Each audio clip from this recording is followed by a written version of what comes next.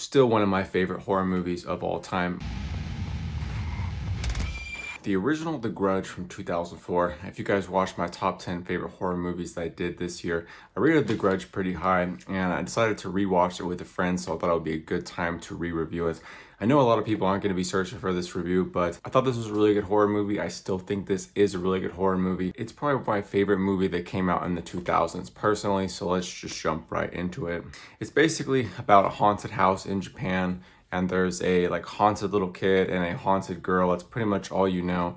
And it is kind of like an anthology of different stories that happen in the house. There is a main character with Sarah Michelle Gellar, but it is kind of very much a lot of different stories into one. And so many different times you follow a few characters and they'll introduce more and more characters into the story. And there's so many ways that they could do this wrong, but I think in this movie they really pull it off and it really works out very well. I still think this is in my top 10 favorite horror movies of all time just because it fits in my favorite of those 2000 style horror movies. If it's my favorite from that era, I definitely think I want to include it. There has been some okay ones coming from that era, but I still think The Grudge is the best. You know, it's funny, when I originally watched The Grudge, I thought it was amazing, and then I was super into it. I decided to watch The Grudge 2, and The Grudge 2 just really threw me out of it. It kind of really killed everything for it for me personally, and I almost forgot how good The Grudge was because of how much I didn't like number 2, how much they tried to copy it, but they did it wrong in my opinion. If this is considered an anthology, this is probably one of my favorite anthologies because I really don't like anthology style movies. The pros of this movie. The pros is that I really like the multiple stories. They actually intertwined pretty well, and there's actually some really good scares. This movie almost kind of reminds me a little bit of The Conjuring in that there is, I guess, one central theme, but there's so many different scary elements from so many different angles that even if I were to watch it in maybe 6 months or a year,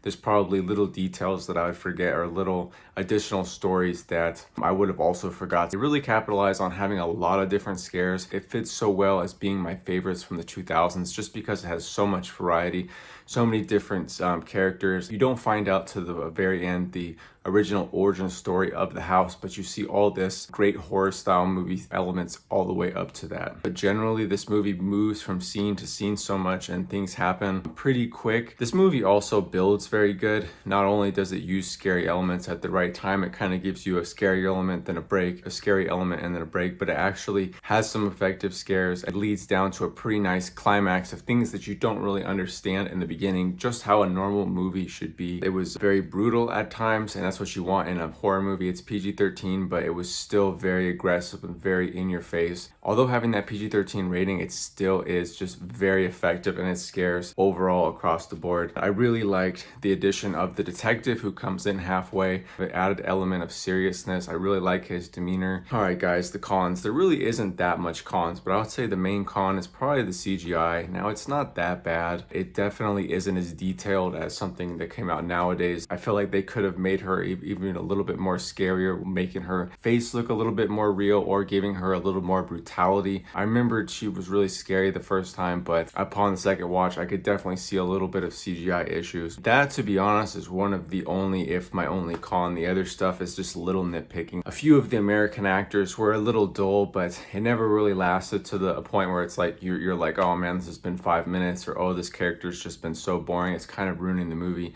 They were a little bit boring and a little bit vanilla. It was never too much, but I kind of wanted to put that in there. The story is pretty complex. You kind of need to see the whole thing. So if you're watching maybe a little bit of it, it doesn't seem like it's going to tie in as good as it does in the end. So some people just watching a little bit of it may be turned off because they don't really see the full setup. But besides that, I really can't think of any other cons. The main one is that CGI, and to be honest, it's not that bad. When a character is aggressive and they're coming towards the character, I like to understand what they're going to do to that character when they get a hold of them and they just get close to the person, and it just seems like, what are they going to do? Hug? Or if they touch her, she's just going to die. What happens when the ghost gets to you? You know they're going to die, you know it's going to be really bad, but you don't really see exactly what she's going to do to them, versus other things like The Conjuring or Insidious. It's very clear cut what that bad person is trying to do and it's very malicious and bad. I kind of had that same problem with It. It just seems like Pennywise the clown just gets close to the person, and you're like, what is he gonna do, hug him? I guess they end up dying, but you don't see exactly what he does, so it's not really that scary. I had a little bit of that elements in here, but it really wasn't that bad. Buy, watch, or pass? I would say buy this one. This one's just a really effective horror movie.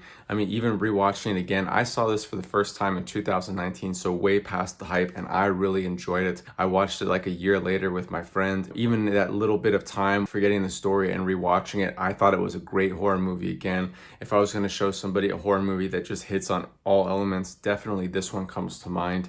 And I kind of would put this close to like an Insidious, how good that is. Insidious, I'd almost edge just because of the CGI, but very similar, and it's like it's PG-13, it's very serious. I put this number 4 in my top 10 horror movies of all time, but now I'm gonna keep this in my top 10, but I'd put The Grudge probably 7 or 8 now after rewatching, but still my favorite from the 2000s. I very much like it. Buy it or at least watch it. This one for me isn't one you should pass on. I'm kind of afraid to watch The Grudge 2 and The Grudge 3 again, or the new Grudge. I've heard just so many bad things about it, and I like the original so much, so I'm kind of like, just don't want to check them out, but then I guess I could give a review. I've had a chance to watch the new Grudge, and people's reviews just scared me. I haven't wanted to touch it, but anyways, guys, let me know what you think of The Grudge 2004. Did you like this movie? Did you not like this movie? What did you think about it down below? To me, this is still one of my favorite horror movies of all time, my favorite from the 2000s, but anyways, guys, thank you guys so much for watching the video. You guys are the best. We're on the road to 1,000 subscribers, and I couldn't do it without any of you guys' help. You guys are the best.